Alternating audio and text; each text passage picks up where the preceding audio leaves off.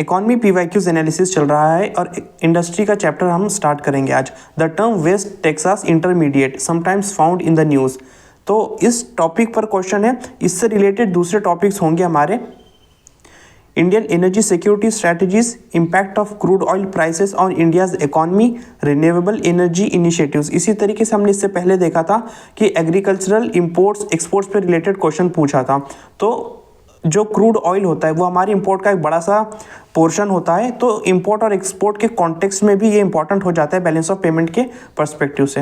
Next question देखेंगे,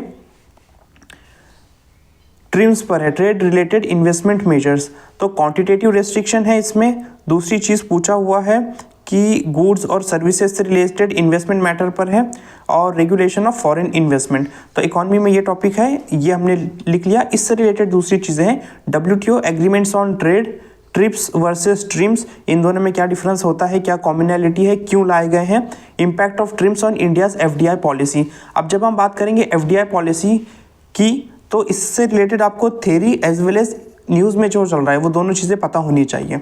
next question है 28, consider the following statement, coal sector was nationalized by the government. Coal block के allocation से related है और कोल import से रिलेटेड है।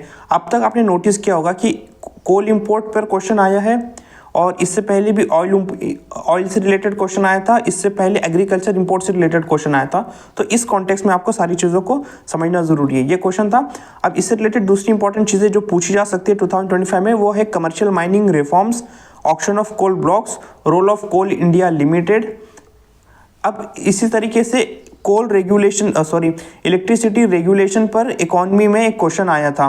तो इसी तरीके से कोल रेगुलेशन को लेकर या एनर्जी मिनरल्स को लेकर इंडिया में क्या रेगुलेशंस है, कौन कौन सी बॉडीज़ हैं, किस तरह वो रेगुलेट करती हैं, कौन से एक्ट्स के अंदर रेगुलेट करती है, इन चीज़ों से रिलेटेड क्वेश्चन बन सकता है। नेक्स्ट क्वेश्चन है, which one of the following is purpose of Uday scheme of government. Ujjwal discom assurance योजना नाम था इसका। तो अब फिर से ये एनर्जी सिक्योरिटी से रिलेटेड है। ऑयल वाला भी एनर्जी सिक्योरिटी से रिलेटेड था, कोल भी एनर्जी सिक्योरिटी से रिलेटेड है। तो इससे रिलेटेड दूसरे टॉपिक्स बनेंगे, electricity amendment bill, national smart grid mission, power distribution reforms. इसी तरीके से ग्रीन एनर्जी और रिन्यूएबल एनर्जी के जो इनिशिएटिव्स हैं वो भी आ जाएंगे। PM कुसुम योजना भी इसके अंदर आ सकती है।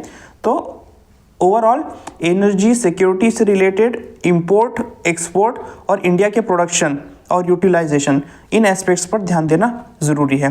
What is are the purpose of district mineral foundation. अब यहाँ पे आप देखो कि मिनरल सिक्योरिटी पर फोकस है, तो ये भी इकोनॉमिक सिक्योरिटी का एक पार्ट होता है।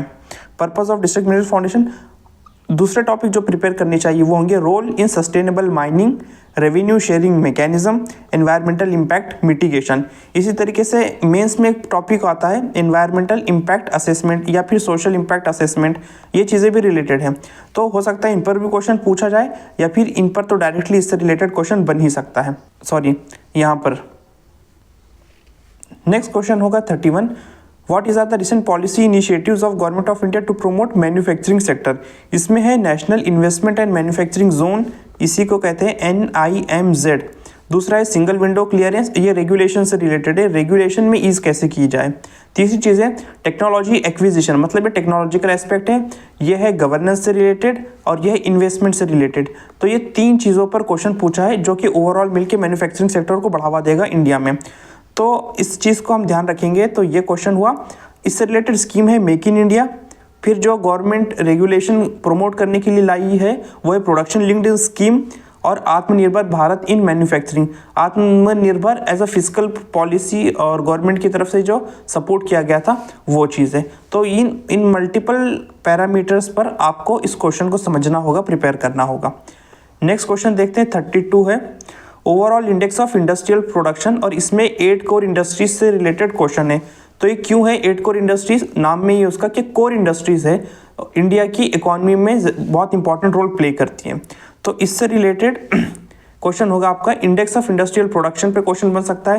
Contribution of core industries to GDP कितना है परसेंटेज वाइज।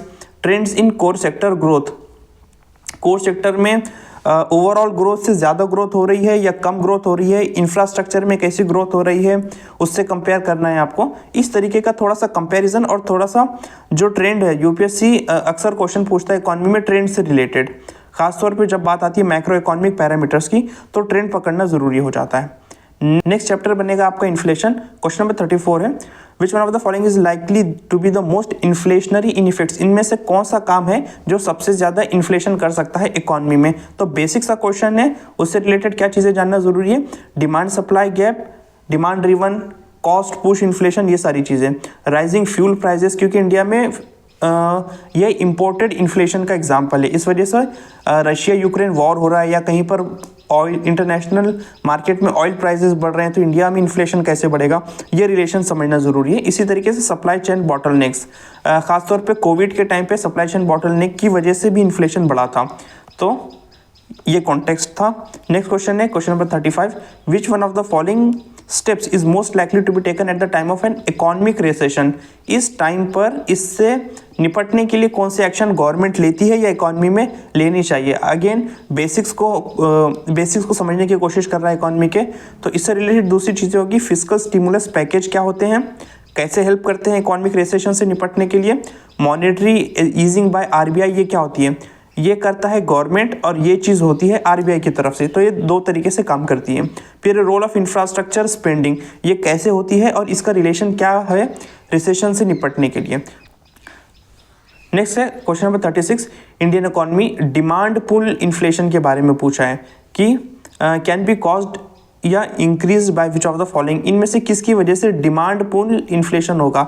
ऊपर हमने देखा कि इन्फ्लेशन से एक ऐसी बेसिक रिलेटेड क्वेश्चन था, अब यहाँ पर डिमांड पुल इन्फ्लेशन, इसी तरीके से कॉस्ट पुश इन्फ्लेशन को भी आपको प्रिपेयर करना पड़ेगा जब आप प्रिपरेशन करोगे बेसिक से।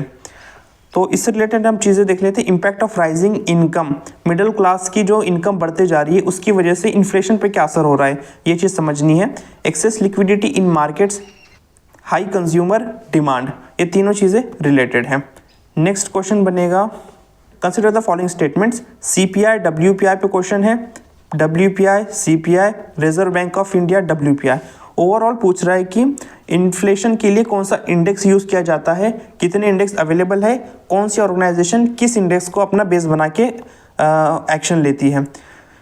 Role of GDP deflator, challenges in inflation measurement as well as management, differences in base year का इन्फ्लेशन पे क्या इफेक्ट होता है ये भी देखना होगा।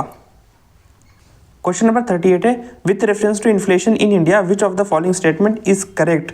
कंट्रोलिंग इन्फ्लेशन से रिलेटेड कोई चीज़ है, रिजर्व बैंक ऑफ इंडिया का क्या अमल दखल होता है इसके अंदर, मनी सर्कुलेशन अगेन आरबीआई का काम से रिलेटेड है, increased money circulation again RBI का रोल है इन्फ्लेशन में। तो एक पैटर्न आपको समझ आ रहा होगा, इसी पैटर्न को बस पकड़ना है, यही इंपॉर्टेंट होता है। इन्फ्लेशन कंट्रोल इन इंडिया, ये पीवाईक्यू का टॉपिक था। सिमिलर इंपॉर्टेंट टॉपिक क्या आपके लिए, role of RBI in inflation targeting, MPC framework, monetary policy committee क्या है, किसकी रिकमेंडेशन पे आई है, कितना टारगेट दिया गया है, उसमें कितनी फ्लेक्सिबिलिटी है, टारगेट अगर क्रॉस हो जाएगा, बैंडविड्थ अगर उसकी क्रॉस होती है बैंड उसका, तो क्या हो सकता है, क्या होना चाहिए। और measures to control food inflation, क्योंकि ज़्यादातर इंडिया में फूड इन्फ्लेशन की वजह से सीपीआई इंक्रीज होता है और आरबीआई सीपीआई ही को टारगेट करता है, तो ये कनेक्शन है।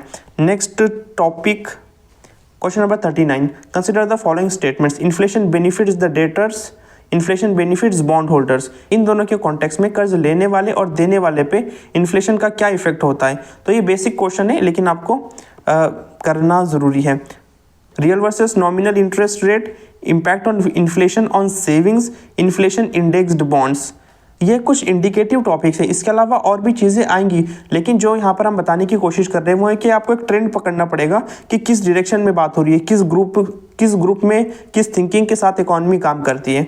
ये चीज़ हमारा पूरा फोकस बनाए रखी हुई है। नेक्स्ट क्वेश्चन है question number 40, which one of the following is likely to be the most inflationary in effect. इनमें से कौन सा ऐसा काम होगा जो सबसे ज़्यादा इन्फ्लेशन करेगा इकोनॉमी में। क्वेश्चन तो बेसिक है, इससे रिलेटेड टॉपिक्स आएंगे। Impact of global oil prices, structural inflation, उसके कॉजेस, परसिस्टेंट कोर इन्फ्लेशन। जब आप कोर इन्फ्लेशन करोगे तो आपको ये भी पता होना चाहिए कि हेडलाइन इन्फ्लेशन क्या होता है। नेक्स्ट क्वेश्चन है 41, India has experienced persistent and high food inflation in the recent past. देखो अगेन आ गया फूड इन्फ्लेशन, जैसे हमने बात की थी, तो अगेन इसका कनेक्शन आपको बनाना पड़ेगा सीपीआई से और हेडलाइन इन्फ्लेशन से। तो 41 में आएगा रोल ऑफ एमएसपी, क्योंकि फूड इन्फ्लेशन की बात है तो एमएसपी भी इफेक्ट करता है या नहीं करता है, ये चीज़ से रिलेशन आपको देखो। Seasonal factors in food prices, अगर ज़्यादा प्रोडक्शन हो जाता है तो डिमांड बढ़ेगी या सप्लाई बढ़ेगा या क्या कम होगा, ये कनेक्शन बनाना ज़रूरी है। इकॉनमी में कॉन्सेप्ट्स को एप्लीकेबल बनाने के लिए कनेक्शंस बनाने बहुत ज़रूरी हो जाते हैं। सप्लाई चेन चैलेंजेस वगैरह, अगेन अगर आप सप्लाई चेन चैलेंजेस की बात करोगे तो इससे पहले हमने देखा कि ग्लोबल सप्लाई चेन अगर ब्रेक होती है, जो कोविड के टाइम हुआ था, तो उससे कैसे इफ़ेक्ट होता है। और रशिया यूक्रेन वॉर के टाइम पर जो वीट का इंपोर्ट एक्सपोर्ट पे निगेटिव इफेक्ट हुआ था, उसकी वजह से फूड के प्राइसेस भी बढ़ गए थे। तो अगेन आपको इन सारी चीज़ों को कनेक्ट करना ज़रूरी है। नेक्स्ट टॉपिक है इकॉनमी में मनी मार्केट। तो क्वेश्चन नंबर 42 देखते हैं। Consider the following statements, other things remaining unchanged, market demand for a good might increase if. Market demand और प्राइस ये कैसे रिलेटेड है? तो मैं इससे रिलेटेड आप चीज़ें देखोगे, इलास्टिसिटी ऑफ डिमांड का कॉन्सेप्ट पता होना चाहिए और ये एनसीईआरटी से कवर हो जाता है। Role of substitute goods, income and preferences, income बढ़ने के साथ साथ कंज्यूमर डिमांड किस तरह और किस डायरेक्शन में शिफ्ट होती है, ये चीज़ का कनेक्शन बेसिकली पूछा हुआ है।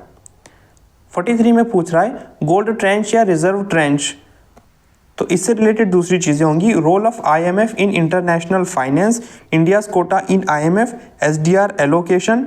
तो गोल्ड ट्रेंच के अलावा इस तरीके से वर्ल्ड बैंक का भी कोई मैकेनिज्म है क्या, और आईएमएफ का भी क्या मैकेनिज्म है, तो ये दोनों इंस्टीट्यूट के बारे में थोड़ा थोड़ा आपको बेसिक पता होना चाहिए। नेक्स्ट है with reference to the Indian economy consider the following statement, commercial paper, certificate of deposit, call money, zero coupon bond.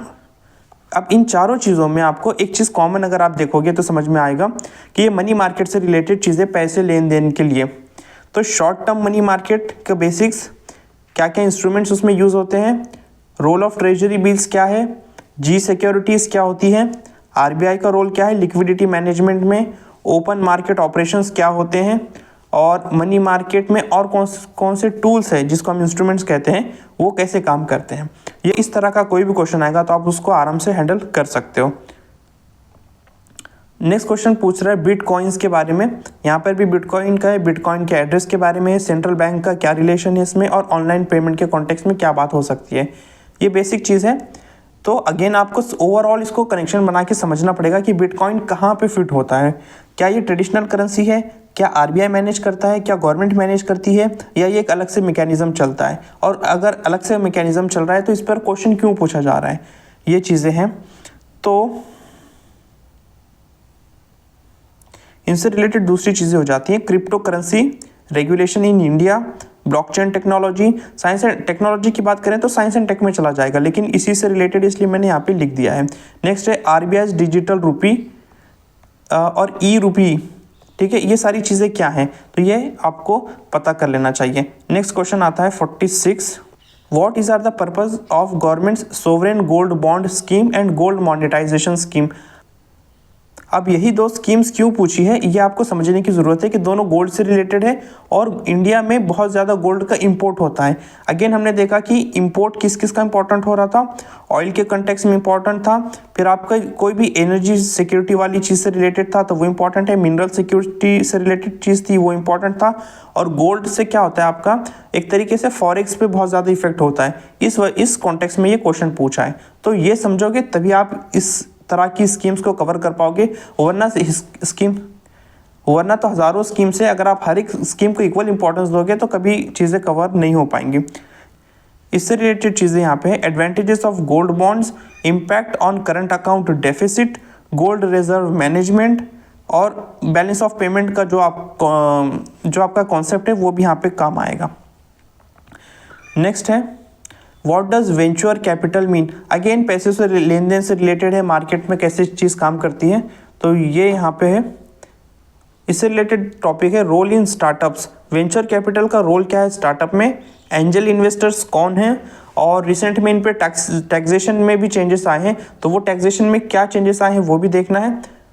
Angel investor versus venture capital, SEBI's alternate investment fund AIF, और उसके क्या regulations है, क्योंकि इन सारी चीज़ों को SEBI regulate करता है तो रेगुलेशन इकोनॉमी के रेगुलेशन के पर्सपेक्टिव से भी ये इंपॉर्टेंट है।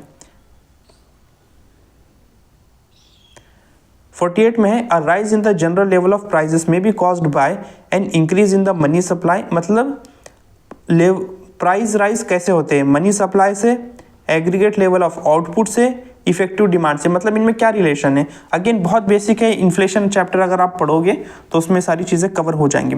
इससे रिलेटेड दूसरी चीज़ें आपको जो पता होनी चाहिए वो है quantitative theory of money, Phillips curve, x axis पे क्या है, वाई एक्सिस पे क्या है, दोनों का रिलेशन कैसा है, रोल ऑफ मनी मल्टीप्लायर। 49 में है which of the following measures would result in an increase in the money supply in the economy. Again same चीज़, सही सेम कॉन्सेप्ट ही चल रहा है, तो डिटेल में ना जाते हुए हम सीधा देख लेते हैं कि 49 से रिलेटेड होगा RBI open market operations, role of CRR, SLR, government borrowing. आगे बढ़ते हैं question number 50, why is the government of India disinvesting its equity. Equity को डिस इन्वेस्ट क्यों किया जा रहा है, तो अगेन कि गवर्नमेंट किस तरीके से पैसे रेज कर रही है अपने खर्चे निकालने के लिए, वो चीज़ से रिलेटेड है। तो स्ट्रैटेजिक डिस इन्वेस्टमेंट पॉलिसीज क्या है, क्या टारगेट गवर्नमेंट का है, हर साल बजट में बताती रहती है और उस हिसाब से टारगेट हो रहा है कि नहीं हो रहा है, पैसे कहाँ से आ रहे हैं, ये चीज़ें देखना है। इम्पैक्ट ऑन फिस्कल डेफिसिट क्या होता है, प्राइवेटाइजेशन क्या चीज़ है, लिबरलाइजेशन, प्राइवेटाइजेशन, उस कॉन्टेक्स्ट में भी देखना है। और लॉस मेकिंग पीएसयू का प्राइवेटाइजेशन करने का बेसिक फंडा क्या होता है, क्या फ़ायदे हैं, क्या नुकसान है, ये चीज़ें हैं। Next question, next 51 mega food park scheme के बारे में पूछा है। तो ये फूड प्रोसेसिंग यूनिट के हिसाब से भी इंपॉर्टेंट है, जो मेंस का सिलेबस का पार्ट है। दूसरी चीज़ ये इंफ्रास्ट्रक्चर के लिए भी इंपॉर्टेंट है, एक्सपोर्ट के लिए भी इंपॉर्टेंट है, एम्प्लॉयमेंट जनरेशन के लिए भी इंपॉर्टेंट है। तो जब तक आप किसी भी टॉपिक का कॉन्टेक्स्ट सेट नहीं करोगे तब तक आप इफेक्टिव स्टडी नहीं कर पाओगे। 51 से रिलेटेड दूसरी चीज़ें हैं food processing industry reforms, FDI इन food processing, cold chain infrastructure, और जो दूसरी चीज़ हमने डिस्कस की वो। नेक्स्ट चैप्टर आ रहा है बैंकिंग सेक्टर इन इंडिया, बहुत इंपॉर्टेंट टॉपिक है, हर साल कंसिस्टेंटली क्वेश्चन पूछे जा रहे हैं। 52 है with reference to Indian economy consider the following statements, if the inflation is too high RBI is likely, मतलब क्या करेगा आरबीआई इन्फ्लेशन के कॉन्टेक्स्ट में, फिर आरबीआई और फिर क्या है interest rate in the USA और यूरोपियन यूनियन, उनसे क्या रिलेशन हो सकता है। तो अगेन इंटरेस्ट रेट और उसका रिलेशन आरबीआई के एक्शंस से, ताकि वो इकोनॉमी को मैनेज कर सके, इकोनॉमी को रेगुलेट कर सके, इस कॉन्टेक्स्ट में क्वेश्चन है। तो इंपॉर्टेंट टॉपिक्स हो जाएंगे आरबीआई मॉनेटरी पॉलिसी टूल्स जैसे CRR, SLR, repo rate etcetera, impact of रूपी depreciation on economy, exchange rate management, current exchange rate क्या है, nominal effective exchange rate, real effective exchange rate, ये सारी चीज़ें देखनी ज़रूरी है। नेक्स्ट क्वेश्चन है 53, consider the following statement in India credit rating agencies, again rating agency ICRA, Brickwork ratings, ये 2022 का क्वेश्चन है। आपको पता होगा कि एक क्रेडिट रेटिंग एजेंसी जो ये सेबी रेगुलेट करती है और इंडिया में इसकी वजह से एक बहुत बड़ा एनबीएफसी का क्राइसिस भी आ गया था इसमें प्रॉब्लम होने की वजह से, उस कॉन्टेक्स्ट में भी क्वेश्चन हो सकता है ये। इससे रिलेटेड टॉपिक्स है SEBI regulation for credit rating agencies, global versus domestic rating agencies, global और डोमेस्टिक में क्या फ़ायदे हैं, नुकसान क्या है, रेगुलेशन में क्या फ़र्क पड़ जाता है और इकोनॉमी को किस हद तक वल्नरेबिलिटी हो सकती है। इसके अलावा है सोवरेन क्रेडिट रेटिंग जो ओवरऑल इकोनॉमी को यानी कि गवर्नमेंट को दी जाती है। नेक्स्ट क्वेश्चन है बैंक बोर्ड ब्यूरो, इसके बारे में किस कॉन्टेक्स्ट में है कि चेयरमैन के बारे में है, क्या रिकमेंडेशन देता है उस बारे में है, और पब्लिक सेक्टर बैंक के स्ट्रैटेजी वगैरह, मतलब इसकी वर्किंग, रेगुलेशन, गवर्नेंस, इससे रिलेटेड क्वेश्चन पूछा है। तो क्यों पूछा ये question, governance reforms in PSB यानी कि public sector banks, privatization of banks, role of NARCL in managing NPS यानी नॉन परफॉर्मिंग एसेट्स। तो गवर्नेंस रिफॉर्म्स बैंकों में जो हो रहे थे एनपीएस बढ़ने की वजह से, उस कॉन्टेक्स्ट में क्वेश्चन पूछा गया है। क्वेश्चन 55 है इन India which one of the following is responsible for maintaining price stability by controlling inflation, इसमें से किसका काम है। तो यहाँ पे एक ऑप्शन है आरबीआई का, तो आप आरबीआई के कॉन्टेक्स्ट में क्या काम है, कैसे काम है, ये देखना जरूरी है। इसके अलावा डिपार्टमेंट ऑफ कंज्यूमर अफेयर्स क्या करता है, एक्सपेंडिचर मैनेजमेंट कमीशन क्या है, क्या काम करता है, फाइनेंशियल स्टेबिलिटी डेवलपमेंट काउंसिल क्या, कौन सी बॉडी है, क्या काम करती है, कौन चेयरमैन होता है, ये चीज़ें भी देख लेना, लेकिन ये एक अलग पार्ट है। इस क्वेश्चन की हद तक बात करें तो आरबीआई का रोल क्या है प्राइस स्टेबिलिटी मेंटेन करने में, ये क्वेश्चन है।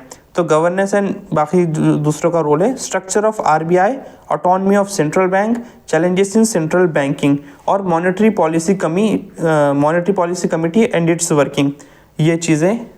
नेक्स्ट क्वेश्चन होता है 56, the governor of RBI is appointed by central bank. अब देखो गवर्नर और उसका अपॉइंटमेंट के बारे में क्वेश्चन पूछ रहा है। ऊपर हमने देखा कि बीबीबी बैंक बोर्ड ब्यूरो और अपॉइंटमेंट रेगुलेशन वाला ही मैटर था। तो ओवरऑल आप देखोगे कि बैंकिंग, चाहे वो छोटे छोटे मतलब नेशनल या कमर्शियल बैंक्स हो, चाहे आरबीआई हो, उनका गवर्नेंस कैसे हो रहा है, ये चीज़ इंपॉर्टेंट है। क्योंकि आईएएस के पर्सपेक्टिव से जब आप पॉलिसी मेकिंग की तरफ जाओगे तो ये चीज़ें समझना बहुत बेसिक हो जाता है। नेक्स्ट क्वेश्चन है 57, पूछ रहा है अर्बन कोऑपरेटिव बैंक्स के बारे में। Again regulated by local boards, regulation पर क्वेश्चन पूछ लिया। They can issue equity shares, क्या काम वो कर सकते हैं क्या नहीं कर सकते हैं, उनकी फंक्शनिंग बेसिकली। और they were brought under the purview of the banking regulation act. Again regulation से रिलेटेड है, रेगुलेशन और फंक्शनिंग से रिलेटेड, तो पता तो चली गया हमको। इसके अलावा क्या चीज़ें इंपॉर्टेंट है, challenges in urban cooperative banking, amendment to banking regulation act के रेगुलेशन के पर्सपेक्टिव से क्या चेंजेस आए हैं, और dual regulation by RBI and state government, दोनों मिलके कैसे रेगुलेट करते हैं और क्या इससे प्रॉब्लम होती है तो क्या प्रॉब्लम होती है, ये चीज़ें। 58 है central bank function as the lender of last resort. इसका क्या मतलब है, मतलब बेसिकली फाइनेंस का मैकेनिज्म क्या है, आरबीआई की पावर्स और फंक्शंस, इनसे रिलेटेड क्वेश्चन है।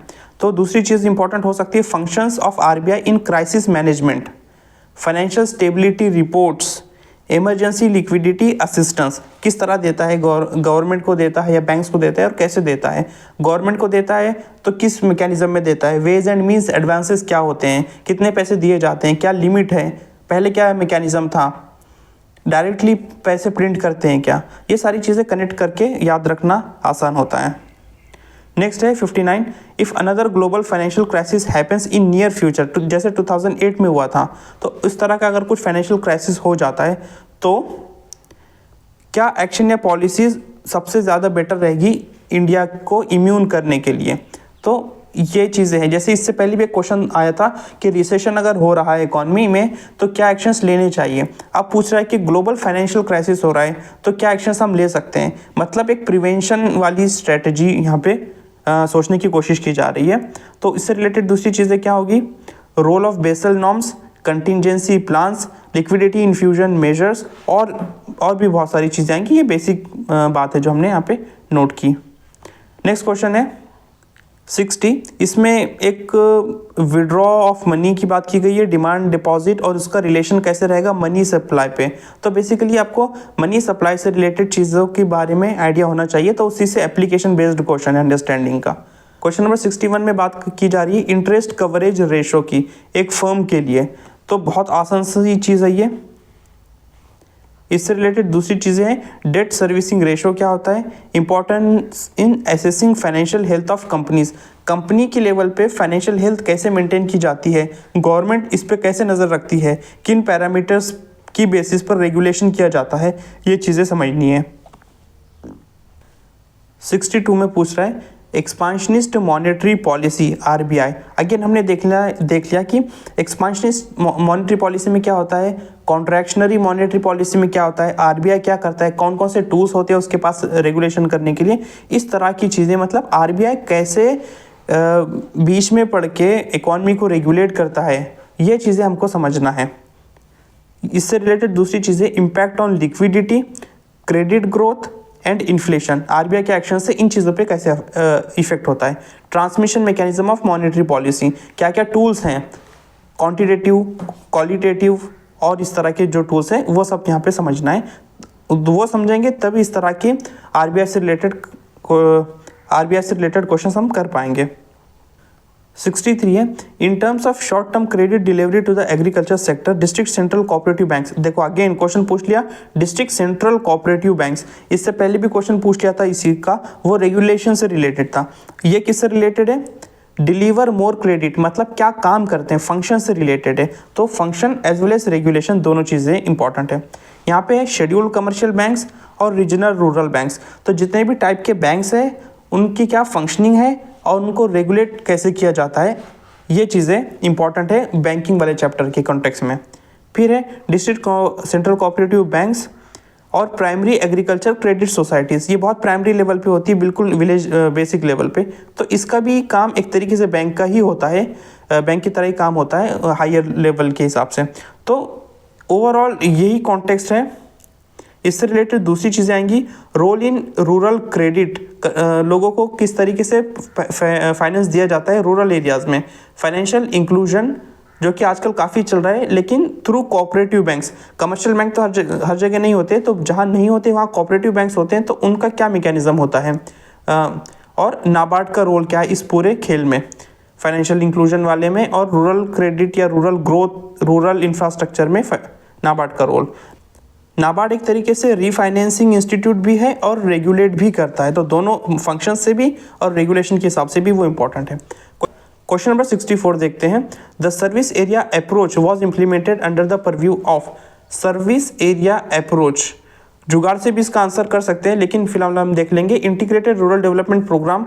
ये जो ऑप्शंस होते हैं जैसे लीड बैंक स्कीम, ये ऑप्शन ए, एमजी नरेगा और नेशनल स्किल डेवलपमेंट मिशन, ये ऑप्शंस अपने आप में इंपॉर्टेंस रखते हैं। इन पे इंडिपेंडेंटली भी क्वेश्चंस यूपीएससी पूछ सकता है, तो इसको भी प्रिपेयर करना जरूरी है। लेकिन फिलहाल जो हम इकोनॉमी का पीवाईक्यू एनालिसिस कर रहे हैं उसके कॉन्टेक्स्ट में इंपॉर्टेंट है कि द सर्विस एरिया अप्रोच, अगर ये टर्म पूछा है तो इससे रिलेटेड दूसरी चीज़ें और क्या इंपॉर्टेंट है ये देख रहे हैं। फिलहाल हम यहाँ पे आएंगे दूसरी चीज़ें, फाइनेंशियल इंक्लूजन इनिशिएटिव्स क्या क्या हैं, role of lead banks in rural credit planning.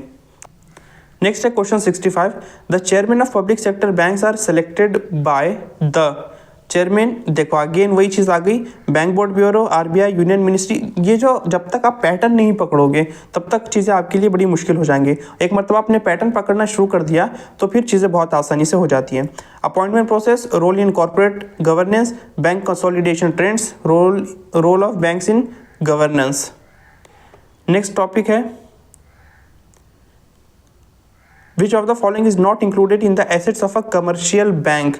क्या एसेट्स है, क्या लाइबिलिटीज़ है और उनकी लिस्ट सिंपल सी। तो यहाँ पे क्या आ जाएगा, टाइप्स ऑफ बैंक एसेट्स। अब इसके अंदर और अगर सब क्लासिफिकेशन करोगे तो performing asset, non performing asset, NPAs अभी की लेवल कितनी है वो भी देखना। एसेट लाइबिलिटी मैनेजमेंट क्या होता है, एसेट लाइबिलिटी मिसमैच होने से क्या प्रॉब्लम हो जाती है। इकोनॉमिक सर्वे में अभी कुछ साल पहले एक बड़ा अच्छा सा चैप्टर भी आया था इस पे। इसके अलावा प्रायोरिटी सेक्टर लेंडिंग क्या होती है और कैसे काम करती है। प्रायोरिटी सेक्टर लेंडिंग में कौन कौन से इनिशिएटिव्स आते हैं, कौन कौन सी कैटेगरीज है, ये भी देखना ज़रूरी है।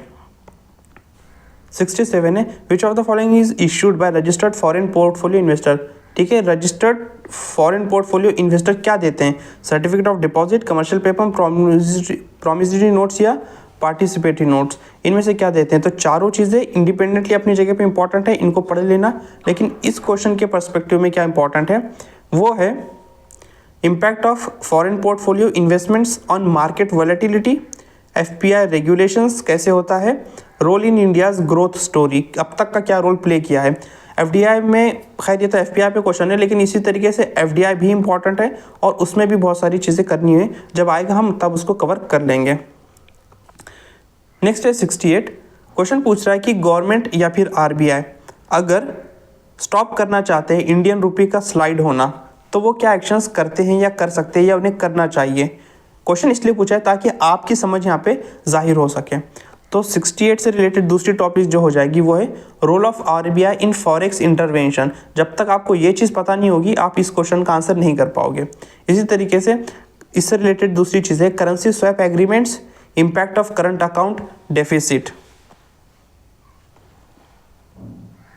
नेक्स्ट है question number 69, capital adequacy ratio क्या है उसके बारे में पूछा है और उससे रिलेटेड कि ईच इंडिविजुअल बैंक खुद से सेट करता है या कौन सेट करता है, मतलब काइंड ऑफ रेगुलेशन और फंक्शनिंग के बीच का क्वेश्चन है। अगेन एंड अगेन मैं एम्फेसाइज कर रहा हूँ, इसी तरह के क्वेश्चन आ रहे हैं बैंकिंग वाले चैप्टर से। तो क्वेश्चन नंबर 69 के दूसरी चीज़ें आएंगी, Basel norms compliance, importance of CRAR, tier 1 and tier 2 capitals. तो ये बेसल में बेसल 1, 2, 3 होता है, रिसेंट में तीसरा चल रहा है शायद, तो ये वाला आपको देखना ज़रूरी है। ये बैंकिंग का ओवरऑल ग्लोबल लेवल पे गवर्नेंस को मैनेज करता है।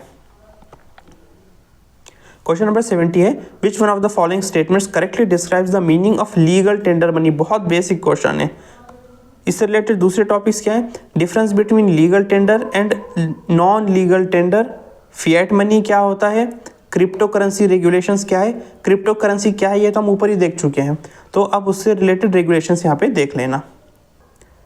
क्वेश्चन नंबर 71 है the RBI manages service and government of India securities but not any state government security.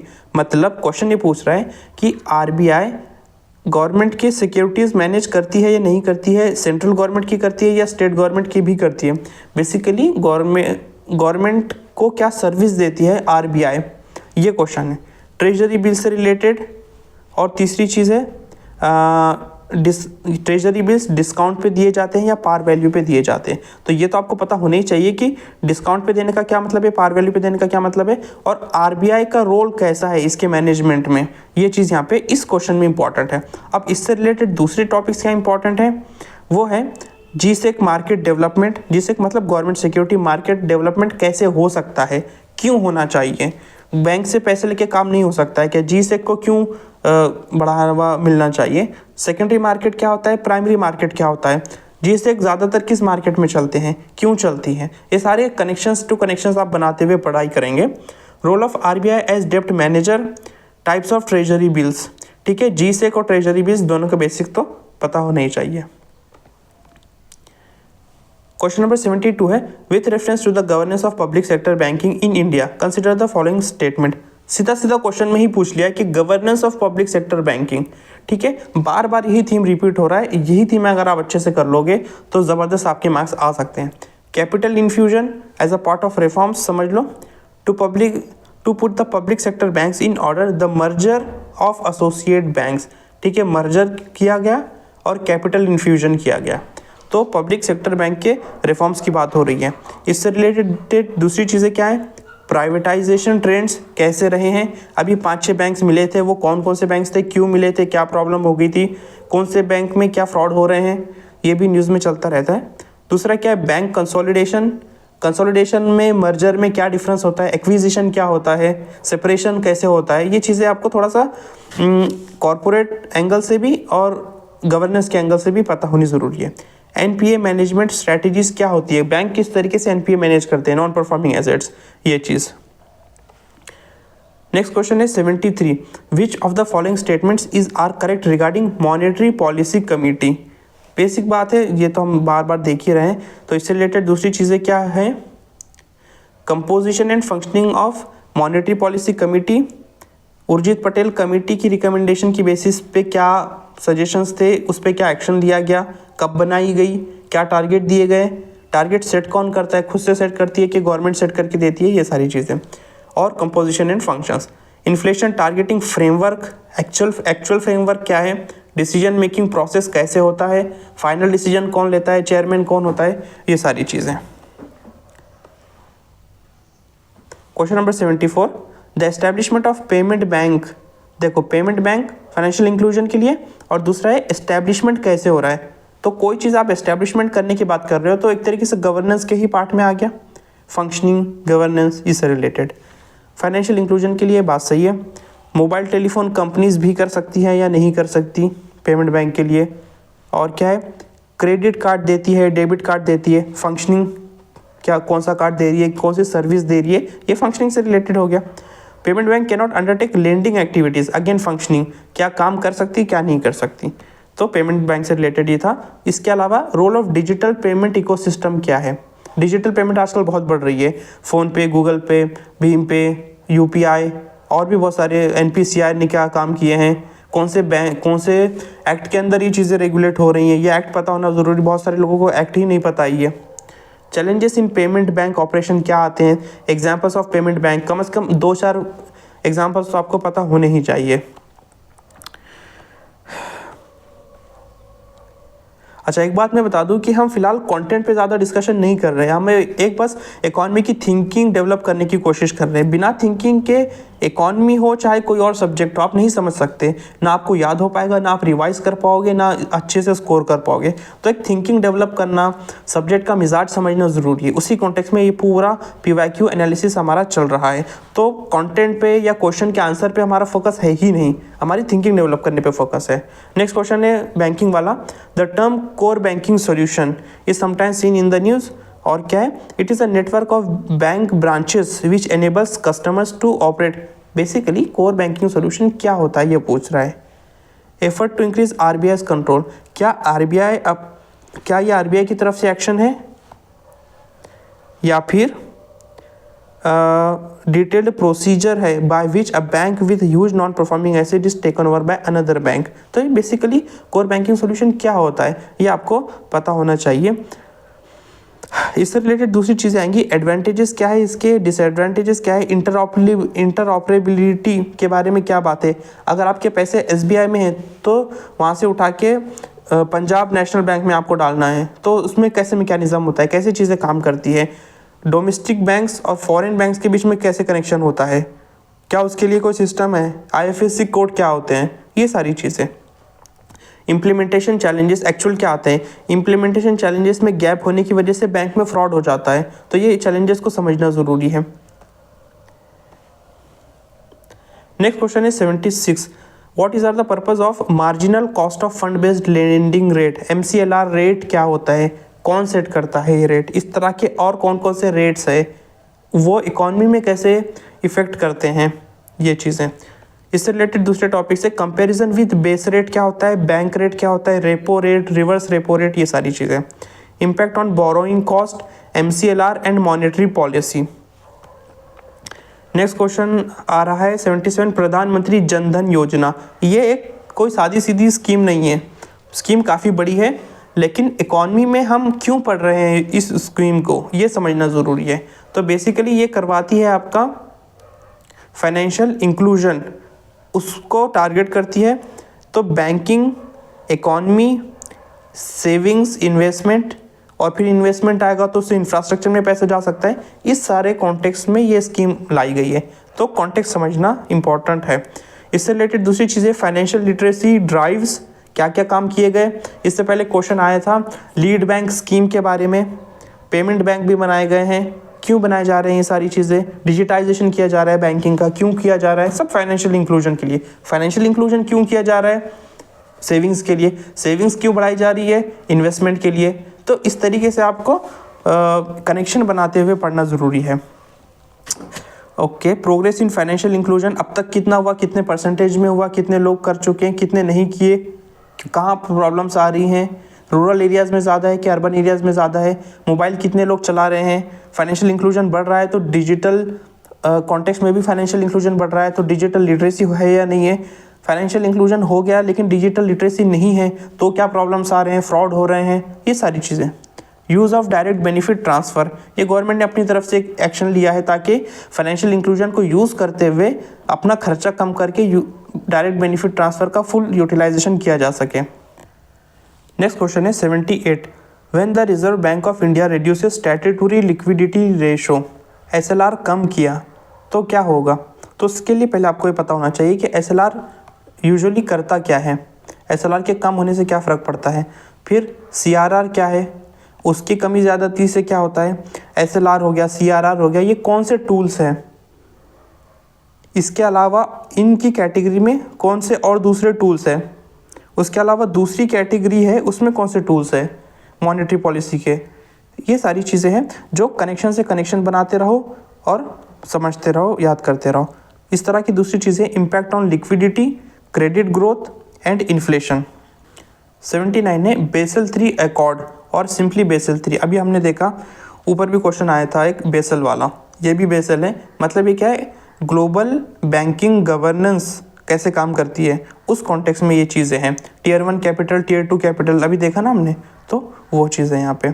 79 से रिलेटेड दूसरी चीज़ें हैं की प्रोविजंस क्या है, बेसल अकॉर्ड के की प्रोविजंस क्या है, इम्प्लीमेंटेशन कैसे होता है इंडिया में, क्या ये हर बैंक की कैटेगरी के लिए सेम है या कुछ बैंक के लिए ज़्यादा स्ट्रिक्ट है, कुछ के लिए थोड़े लीनियंट है, किस हिसाब से ये चीज़ डिसाइड होती है ये भी देखना है। Challenges faced by Indian banks, specific India के कॉन्टेक्स्ट में क्या चैलेंजेस आते हैं। क्वेश्चन नंबर 8 है with reference to Indian economy consider the following statement, bank rate, open market operation, public debt, public revenue. Again वही चीज़ें बार बार किसी न किसी फॉर्म में बदल के आ रही हैं। आप प्रिपेयर भी करोगे तो एक बार अच्छे से प्रिपेयर कर लिया तो वही चीज़ें घुमा फिरा के बदल के एग्जाम में आती रहेंगी, जो आप आसानी से सॉल्व कर लोगे, कोई प्रॉब्लम की बात है नहीं।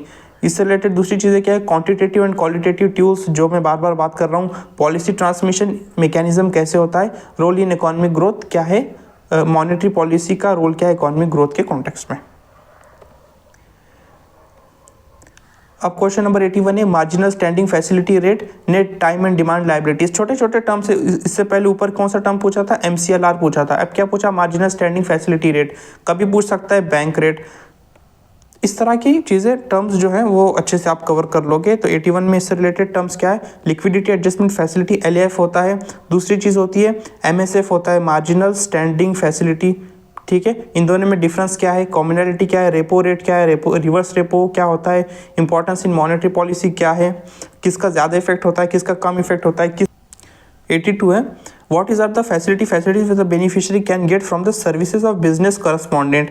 ये जो बिजनेस करस्पॉन्डेंट होते हैं, बैंक साथी, ये क्या काम करते हैं, क्या सर्विसेज करते हैं। बेसिकली बैंकिंग का काम ज़्यादा लोगों तक पहुंचाने का काम करते हैं, तो ज़्यादा सर्विस देते हैं, मतलब फंक्शंस और सर्विसेज को इम्प्रूव करने का काम करते हैं। तो उसी कॉन्टेक्स्ट में 82 में दूसरी चीज़ें क्या है रिलेटेड, एनहेंसिंग फाइनेंशियल इंक्लूजन। इससे पहले हमने क्या देखा था कि क्या क्या एफर्ट्स लिए जा रहे हैं फाइनेंशियल इंक्लूजन बढ़ाने के लिए, उसी कॉन्टेक्स्ट में भी ये आ जाएगा। रोल इन रूरल बैंकिंग, इसी में हमने देखा था regional rural bank, schedule cooperative bank, finance bank, payment bank, schedule commercial bank, NABARD उसका रोल, प्राइमरी एग्रीकल्चर क्रेडिट सोसाइटीज़ उनका रोल, ये सब इसी से रिलेटेड चीज़ें। चैलेंजेस एंड अपॉर्चुनिटीज़ भी आपको देख लेनी चाहिए। क्वेश्चन नंबर 83 है in the context of Indian economy which of the following is are the purpose of statutory reserve requirement. मतलब स्टैट्यूटरी रिजर्व रिक्वायरमेंट, तो इसमें दो चीज़ें आती है, CRR और SLR। इससे पहले के क्वेश्चन में डिस्कस कर लिया तो सेम चीज़ को रिपीट करने का फायदा नहीं है। Role of CRR SLR, monetary policy, impact on credit availability. 84 है supply of money remaining the same और demand of money increase, when there is an increase in demand of money. Demand बढ़ गई, supply same है, तो money की appreciation होगा कि depreciation होगा, ये क्वेश्चन है। तो 84 से रिलेटेड क्या चीज़ है, quantitative theory of money, factors affecting money supply, demand और फिशर्स इक्वेशन। तो भले से आपको एग्जैक्टली ना पता हो, लेकिन एक बेसिक आइडिया तो इन चीज़ का होना ही चाहिए। और बहुत आसान है, सारी चीज़ें इजी हैं। इन the context of Indian economy open market operations क्या होते हैं, RBI करता है, कौन कौन से टूल्स होते हैं, कब करता है, क्यों करता है, ये सारी चीज़ें। इससे रिलेटेड है role in controlling liquidity, types of open market operations, क्या क्या टूल्स है इसमें, इम्पैक्ट ऑन इन्फ्लेशन कैसे होता है। 86 है priority sector lending bye banks. इससे पहले वाले क्वेश्चन में हम डिस्कस कर चुके हैं, सेम चीज़ को रिपीट नहीं करेंगे। दूसरी चीज़ क्या है, guidelines for PSL, impact on agriculture and MSME, compliance challenges क्या क्या होते हैं। 87 है which of the following grant direct credit assistance to rural households. इसमें से रूरल हाउस होल्ड को क्या डायरेक्टली देते हैं पैसे, तो इसमें से देख लेना आपको। अगेन सेम चीज़ है, आप देखो सब रिपीट होने लगे हैं क्योंकि हमने बहुत अच्छे से डिस्कस कर लिया है, तो चीज़ें रिपीट होने लगी हैं। इससे related NABARD, regional rural bank, role of self help group. अच्छा, सेल्फ हेल्प ग्रुप मेंस में भी इंपॉर्टेंट है, यहाँ पे भी चीज़ें इंपॉर्टेंट रहती हैं। नेक्स्ट है RBI regulates the commercial bank. Again regulation से रिलेटेड चीज़ें आ गई। Liquidity of asset, branch expansion, merger of bank, winding up of bank, इनमें से किस किस पे अफेक्ट करता है RBI और कैसे करता है ये चीज़। इससे रिलेटेड दूसरी चीज़ें है लाइसेंसिंग नॉर्म्स क्या है, प्रॉम्प्ट करेक्टिव एक्शन फ्रेमवर्क क्या है, ये शेड्यूल कमर्शियल बैंक में है। तो इस तरीके का एक और मैकेनिज्म है जो कोऑपरेटिव बैंक्स में है, उसमें उसका नाम क्या है, ये चीज़ें। रेगुलेशन ऑफ डिजिटल लेंडिंग कैसे की जाती है। 89 क्वेश्चन है consider the following liquid assets. यहाँ पे दी गई है एसेट्स दिए गए हैं और यहाँ पे पूछा है कि the correct sequence of these assets in the decreasing order of liquidity. तो जब आप बैंकिंग की इन चीज़ों को समझ लेंगे तो ये क्वेश्चन को भी आसानी से टैकल कर पाओगे। इससे रिलेटेड दूसरी चीज़ें लिक्विडिटी स्पेक्ट्रम, इसमें चीज़ें क्लियर हो जाती हैं। कैश रिजर्व्स कौन कौन से टाइप के हैं, मार्केटेबल सिक्योरिटीज़ क्या होती है, नॉन परफॉर्मिंग एसेट्स क्या होते हैं। नेक्स्ट है question number 90, RBI act as bankers' bank. Again bankers' bank वाला क्वेश्चन हमने ऊपर डिटेल में डिस्कस कर लिया है। इससे रिलेटेड कोई नई चीज़ है क्या? Role in inter bank clearing, lender of last resort, ये भी हमने देख लिया। करेंसी मैनेजमेंट कैसे करता है डोमेस्टिक लेवल पे और इंटरनेशनल मार्केट में, फॉरेक्स का क्या रोल है, ये सारी चीज़ें, गोल्ड का क्या रोल है, ये भी। 91 है the basic aid of lead bank scheme. Again ये रिपीटेड टॉपिक है, हम इसको देख चुके हैं। कोई नई बात है कि इसमें? Role in regional development, financial literacy campaigns, implementation challenges, basic सी जनरल सी चीज़ें। आगे बढ़ते हैं। Why is offering the teaser loans क्या होते हैं? कमर्शियल बैंक टीजर लोन्स क्यों देता है, कब देता है, किसको देता है, किसको नहीं देता, क्या पर्पज़ है, ये चीज़ें देखनी है। इससे रिलेटेड दूसरी चीज़ें हैं risk factor associated with teaser loans, impact on borrowers, bank पे क्या इम्पैक्ट होता है, रेगुलेटरी मेजर्स क्या हैं, क्या इनको गवर्नमेंट रेगुलेट करती है तो क्यों करती है, इससे क्या फ़ायदा है। नेक्स्ट क्वेश्चन है 93, क्वेश्चन पूछा in India which of the following have the highest share in the disbursement of credit to agriculture and allied activities. इससे पहले जो हम डिस्कस करते आए हैं टाइप्स ऑफ बैंक में और रीजनल रूरल बैंक में, प्राइमरी एग्रीकल्चर क्रेडिट सोसाइटी में, ये सारी चीज़ें कवर हो गई हैं। कोई नई चीज़ है क्या? Role of NABARD, cooperative banks, Kisan credit card scheme, ठीक है, ये चीज़ है, ये बस देख लेना। नेक्स्ट है 94, which of the following can aid in furthering the government's objective of inclusive growth. तो इसका टॉपिक है इंक्लूसिव ग्रोथ के लिए क्या क्या चीज़ें हैं? Self help group, MSME, right to education. तो इससे रिलेटेड है एसएचजी, माइक्रो फाइनेंस पे अच्छे से ध्यान दे देना, और इसका कनेक्शन नाबार्ड से क्या है, ये चीज़ इंपॉर्टेंट एग्जाम के पर्सपेक्टिव से हो जाती है। पीएम मुद्रा योजना में भी पैसे दिए जाते हैं, स्टैंड अप इंडिया स्कीम में भी इस तरह का क्या कंपोनेंट है कि नहीं है, ये चीज़ें। क्वेश्चन नंबर 95 है माइक्रो फाइनेंस से रिलेटेड, अभी डिस्कस किया तो वो तो आप देखोगे ही। नया कोई टॉपिक है क्या? माइक्रो फाइनेंस से रिलेटेड दूसरे टॉपिक है role in women empowerment, challenges in micro finance sector, regulation of micro finance institute, और इसके साथ नाबार्ड का कनेक्शन जो मैंने बताया।